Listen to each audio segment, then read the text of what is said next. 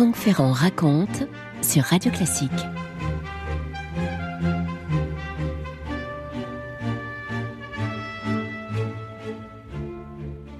Découvrir une route par l'ouest pour atteindre les Indes. Telle est la mission que Christophe Colomb s'est engagé à réaliser pour le compte du roi et de la reine d'Espagne. Nous sommes le 7 octobre 1492 et la Niña, la Pinta, la Santa Maria, les trois caravelles de Colomb progressent ainsi plein ouest vers l'inconnu. En cette journée du 7 octobre, l'air est suave, la mer est tout à fait calme, il y a un joli vent d'est qui gonfle les voiles, tout va bien, quand soudain un homme s'écrie, il est là-haut au sommet de la Nina, « Terre ! Terre !» Ça, ce sont les mots qu'on attendait depuis longtemps. Tout le monde se précipite sur les ponts, on observe l'horizon, on espère voir enfin ce voyage s'achever. Il est tellement interminable, ce voyage. Hélas, il semble qu'une fois de plus, ce soit une fausse nouvelle. Devant l'absence de toute terre à l'horizon, eh bien, que voulez-vous ? De nouveau, on hausse les épaules, on grommelle et chacun retourne à ses occupations. Il faut dire que les matelots des trois navires n'ont pas été volontaires pour ce voyage. Le projet de Christophe Colomb était tellement audacieux qu'il avait fallu une ordonnance royale pour contraindre 90 hommes à embarquer. On avait l'impression qu'on embarquait pour ne plus jamais revenir. Le 7 octobre, le voyage est entré dans le 3e mois de navigation et toujours sans la moindre certitude quant au résultat.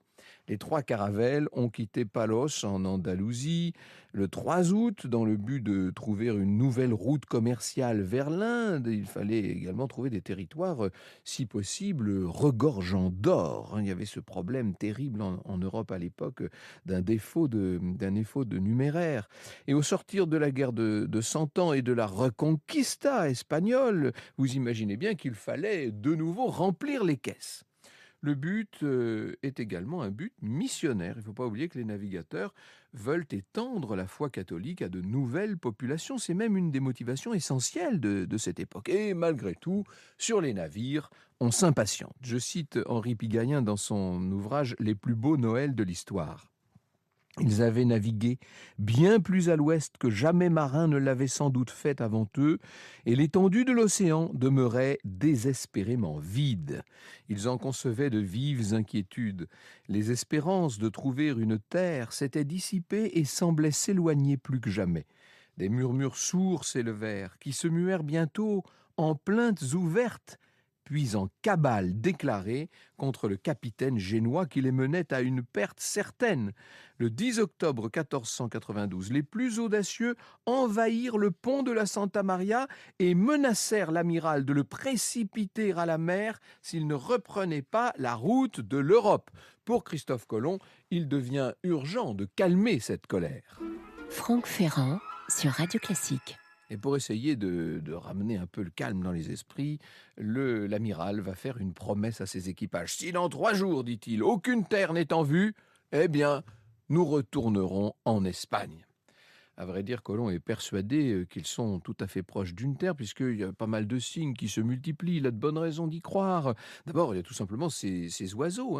Tous ces vols d'oiseaux dans le ciel prouvent qu'on ne doit pas être si loin d'une terre, quelle qu'elle soit.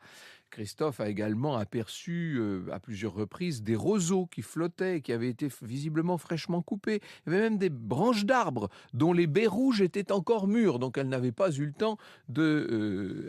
encore eu le temps de faner, de se dessécher. 2 jours plus tard, et cette fois, ça paraît être la bonne. La Terre est en vue. On est, et vous connaissez la date forcément, elle est devenue le Columbus Day de l'autre côté de l'Atlantique. Nous sommes le 12 octobre 1492.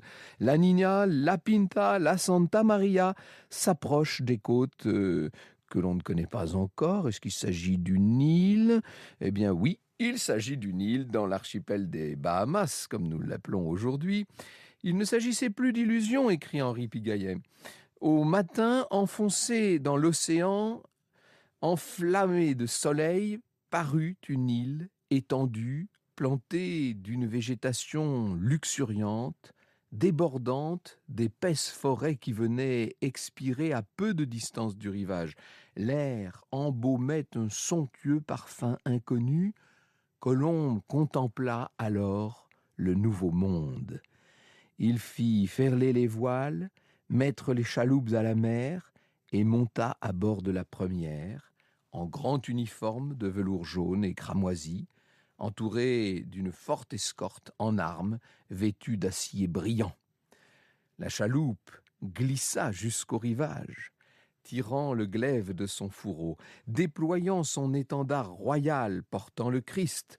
L'amiral s'élança sur la grève, baisa cette terre qu'il venait de découvrir, puis se laissa tomber à genoux pour remercier Dieu. On le voit qui baise le sol. On a tellement attendu cette terre.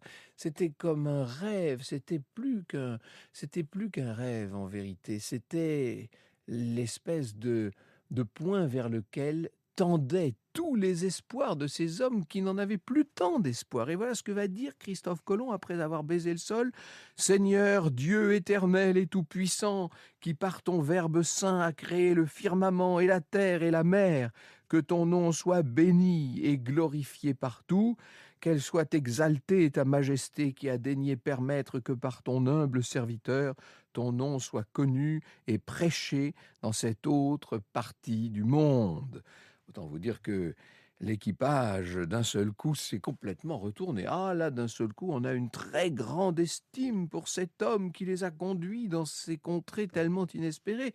Mais Christophe Colomb, lui, est bien convaincu que les contrées en question ne sont pas si nouvelles que ça. Il est persuadé qu'il est arrivé en Inde. Et d'ailleurs, il va prendre le titre de vice-roi des Indes. Et maintenant, c'est tout un continent qu'il s'agit de découvrir. Franck Ferrand sur Radio Classique. Et puisque Christophe Colomb se croit en Inde, eh bien, il va appeler les autochtones qu'il commence déjà à croiser, en nombre du reste, il va les appeler tout simplement les Indiens, et ce nom-là restera. Et il s'empresse d'écrire une lettre à la reine Isabelle pour l'informer de la bonne nouvelle. Il en profite pour décrire ces habitants de l'autre côté de l'océan. « Les hommes et les femmes sont nus comme au sortir du sein de leur mère, écrit-il. Leurs cheveux, gros comme des crins de queue de cheval, tombaient devant jusque sur leurs sourcils, et par derrière il en pendait une longue mèche qu'ils ne coupent jamais. Ils ne sont ni noirs ni blancs, il y en a aussi qui se peignent en blanc ou en rouge, ou avec toute autre couleur, soit le corps entier, soit seulement la figure, ou les yeux et le nez. Ils n'ont pas d'armes comme les nôtres et ne savent pas ce que c'est. Je suis persuadé qu'ils se convertiraient au christianisme sans difficulté, car je crois qu'ils n'appartiennent à aucune secte. » Il y a dans cette description comme un retour aux origines du monde, et on sait à quel point toutes ces découvertes du Nouveau Monde vont avoir une répercussion considérable sur la vie de l'esprit. Ces personnes qui sont là, qui ont l'air d'ignorer le mal et la violence, qui se promènent entièrement nus, comme si le péché originel n'avait pas concerné ce côté de l'océan, a de quoi surprendre les Européens, bien sûr. C'est un peu comme si Adam et Ève, ici, n'avaient jamais quitté le jardin d'Éden. Colomb parcourt différentes îles, on le voit nouer des liens avec ces autochtones qu'il rencontre. Il voudrait sympathiser, si j'ose le terme. Il essaie également de trouver des pistes pour s'acheminer vers l'or. Il nous faut de l'or, et de l'or en quantité. Les autochtones, les Indiens, si je puis dire, qui croisent Colomb, doivent bien se demander pourquoi il est obsédé comme ça par cet or. À bord du vaisseau amiral, donc la Santa Maria, le navigateur observe à la longue vue les côtes cubaines. Il cherche cette île dont lui avait parlé un vieillard qui avait dit « mucho oro » sur une île qui n'était faite que d'or. Et puis, ça n'était pas loin, 100 lieues au plus. Le 18 décembre, à l'occasion de la fête de la Sainte Marie de l'Annonciation, une grande cérémonie, c'est bien le moins, a lieu sur cette caravelle qui justement s'appelle la Santa Maria. Navire imposant, qui avait de quoi stupéfaire, vous imaginez bien, les Indiens qui découvraient ça, qui n'avaient jamais vu la moindre embarcation, en tout cas pas de cette taille-là. À l'occasion de cette fête religieuse de l'Annonciation, donc, on invite 200 autochtones à monter à bord de la Santa Maria. Ils sont complètement émerveillés, ils sont dans l'exaltation. Ils vont aller jusqu'à prêter allégeance à ces explorateurs qui viennent de si loin et ont tout à l'air de sourire à Christophe Colomb et à son équipage, sauf que il y a maintenant des événements qui vont venir un peu obscurcir l'expédition. Déjà depuis plusieurs jours, la Pinta a disparu. Est-ce qu'elle a sombré? Est-ce que son capitaine, qui était en relation très difficile avec Christophe Colomb, a décidé finalement d'aller chercher de l'or tranquillement de son côté sans rien demander à l'amiral? Toujours est-il que la Pinta n'est plus là et les deux autres navires vont poursuivre, la Niña et la Santa Maria vont poursuivre leur itinéraire. Une autre difficulté vient s'ajouter au bon déroulé de l'expédition et cette difficulté, elle survient justement dans la nuit de Noël, dans cette nuit du 24 au 25 décembre 1492. Dans un ouvrage intitulé Christophe Colomb, héros ahuté de l'Apocalypse, voilà ce que raconte Denis Crouzet. On est donc tout à fait à l'approche de la Nativité. Vers 11 heures du soir, nous dit-il, après avoir parcouru par vent faible 1 lieue depuis la pointe, le premier quart prend fin et Colomb décide d'aller dormir. Tout semble calme lorsque l'officier qui surveille la barre décide d'abandonner le timon à un jeune mousse, malgré les interdictions réitérées de l'amiral. Tous les hommes dorment et la Santa Maria est doucement portée par des courants sur un récif. C'est quand le mousse réalise que le gouvernail s'est bloqué sur les fonds et qu'il entend soudain le mugissement des eaux sur l'écueil qu'il lance des cris qui vont réveiller Colomb. Juan de la Cosa, l'officier qui avait donné la barre au jeune mousse, est immédiatement dénoncé comme le responsable de l'échouage, d'autant qu'il aurait refusé de prêter main forte à une opération de remise à flot et qu'en compagnie de plusieurs marins, il aurait lâchement quitté le navire sur une barque pour essayer de trouver refuge sur la Nina. Vous voyez que les relations entre Christophe Colomb et ses subordonnés sont devenues extrêmement difficiles quand même. Et malgré tous les efforts de l'amiral, le vaisseau principal, la Santa Maria, est perdu. Et il est perdu dans la nuit de Noël. Vous imaginez la force du symbole pour ces Espagnols dont vous avez pu constater depuis le début à quel point ils sont croyants, à quel point ils vivent dans la religion et même pour elle. Immédiatement, les Indiens vont venir en aide aux Européens. Les voilà qui arrivent sur leur petit canoë, bien sûr, ils s'approchent le plus près possible du grand navire et ils vont tenter d'aider les navigateurs tant bien que mal à vider notamment les cales du navire pour essayer de l'alléger, pour sauver aussi ce qui peut être sauvé. Le 25 décembre, pour les réconforter de la perte considérable qu'ils viennent de faire, les Indiens vont arriver avec une immense quantité d'or. Et leur chef, qu'on appelle le grand cacique, pour faire plaisir à Colomb, va revêtir des habits européens. Vous voyez qu'il y a une bonne volonté incroyable dans ces populations.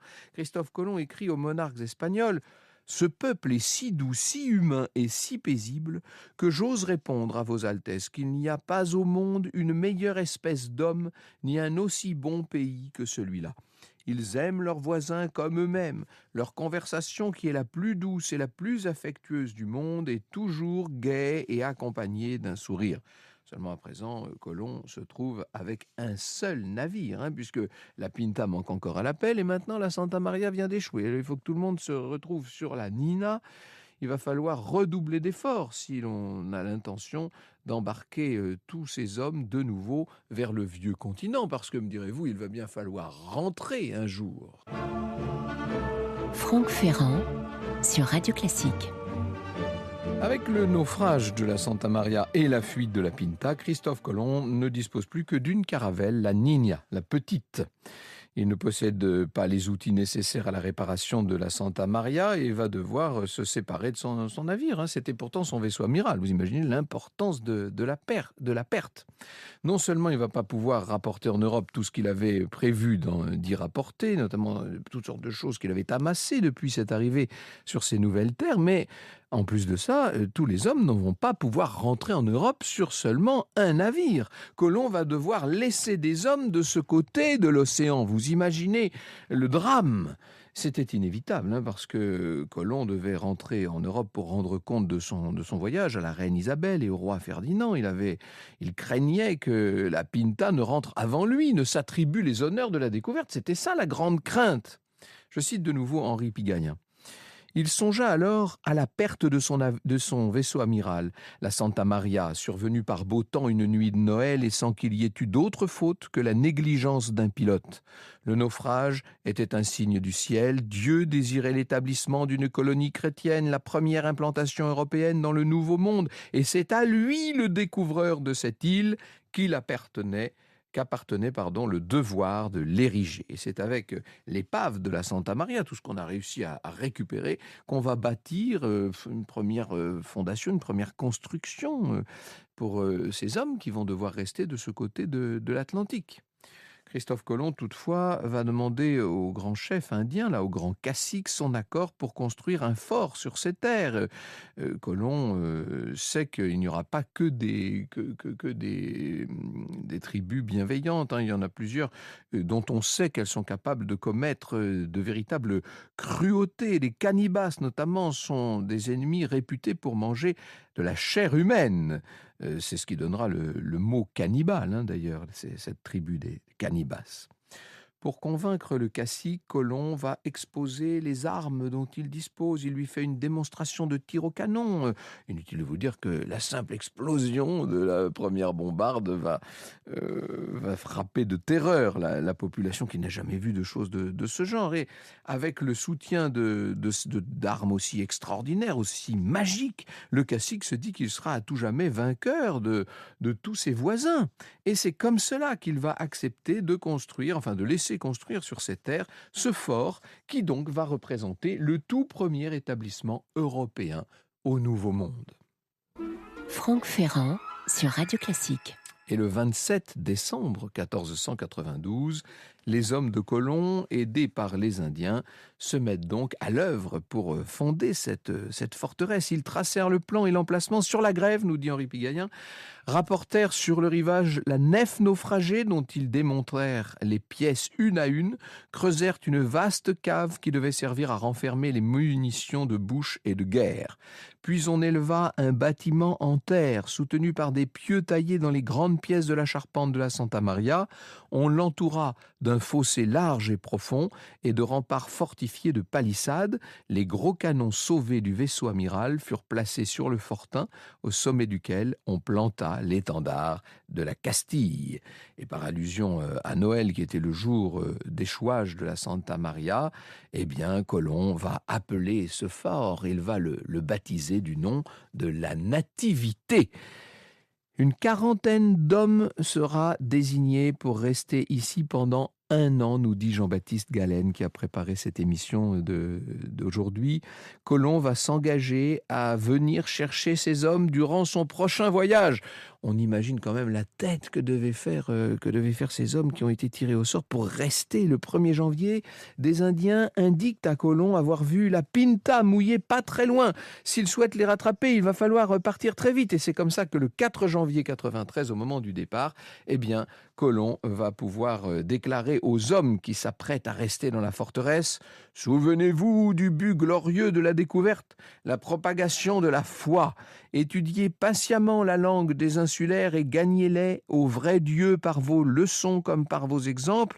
Ayez toujours les plus grands égards pour mon ami le grand cacique. Évitez tout sujet de contestation avec ces sujets. Traitez avec respect leur candeur qu'il faut prendre garde d'abuser. » On pourrait presque qualifier ça de bonnes paroles. En tout cas, le jour même, ce 4 janvier 93, Christophe Colomb lève l'ancre, le voilà reparti vers l'Europe. Il va pouvoir rendre compte de ses découvertes. Ce ne sera que le premier d'une série de voyages pour lui, bien entendu. Et la Santa Maria, ce qu'il en reste en tout cas, demeure là-bas, dans le Nouveau Monde, loin derrière. Ce sont des restes, c'est une aventure qui, d'une certaine manière, auront tout de même changé le cours de l'histoire.